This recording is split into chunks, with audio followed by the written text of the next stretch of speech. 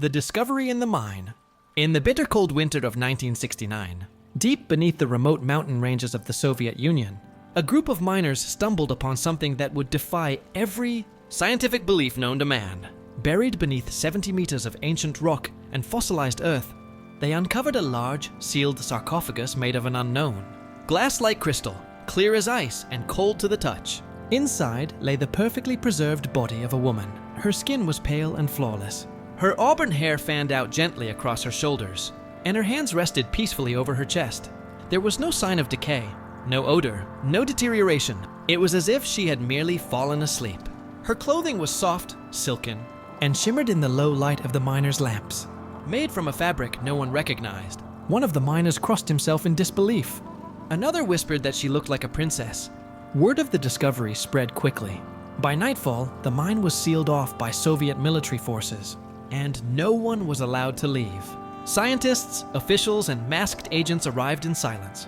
The body was transported in total secrecy, and the entire site was erased from maps and memory. What they had found was impossible, and yet it was there, sleeping, unaging, untouched by time. The analysis that changed everything.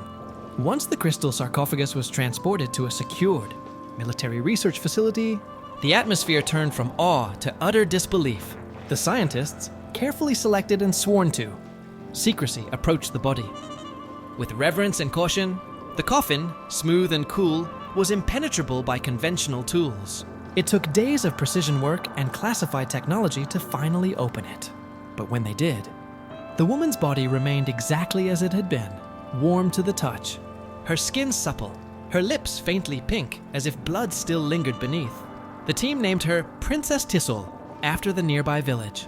But the real shock came with the analysis. Her clothes, though ancient in appearance, were made of a fiber more durable and refined than anything known in Soviet textile science. Her jewelry contained rare minerals arranged in patterns never before seen. But it was the carbon dating that broke every law of history. They ran the test multiple times, and each time, the results came back the same. The body was approximately 800 million years old. The scientists were stunned. That date placed her existence before any known form of complex life. Before mammals, before dinosaurs, even before trees. Some thought the equipment was faulty. Others believed they had uncovered the greatest cover-up in human history. But the numbers didn't lie. The Soviet authorities immediately classified the case as top secret, erasing all trace from public records. But among the team, a silent fear grew. If this woman existed that long ago, what kind of civilization did she belong to? And where did it go?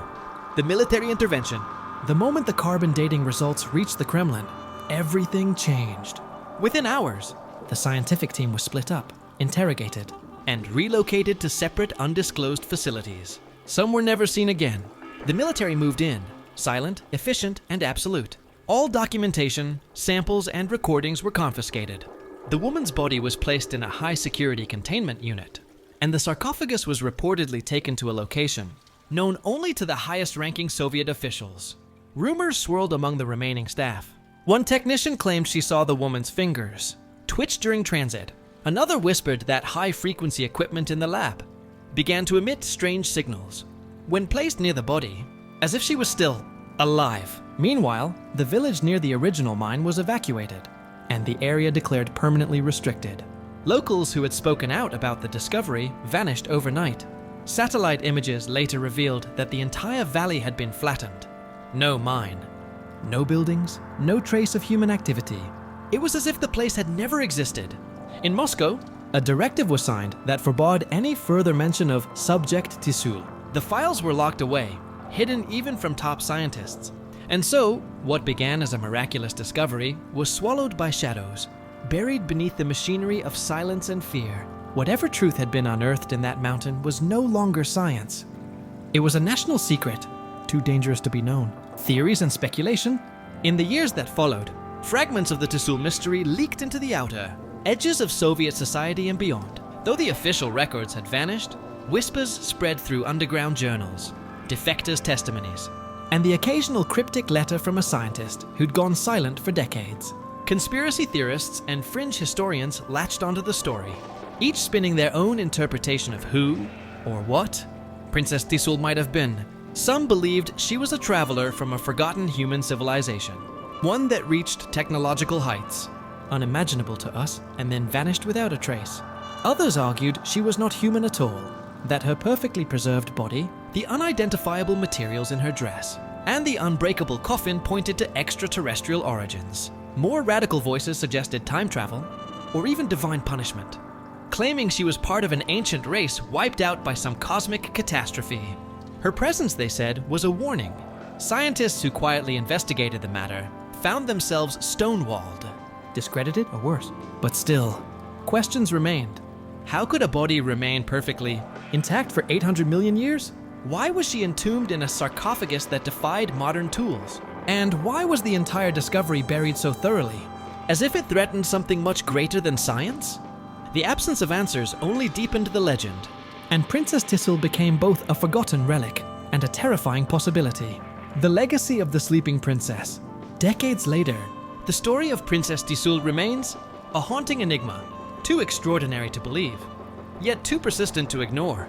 Every few years, a new thread reappears, a faded photograph passed hand to hand in secret, a retired Soviet officer's drunken confession, or a declassified document with most of the contents redacted but one name left uncensored. Tissel, internet forums, documentary films, and independent researchers keep her memory alive, despite relentless efforts to discredit the tale.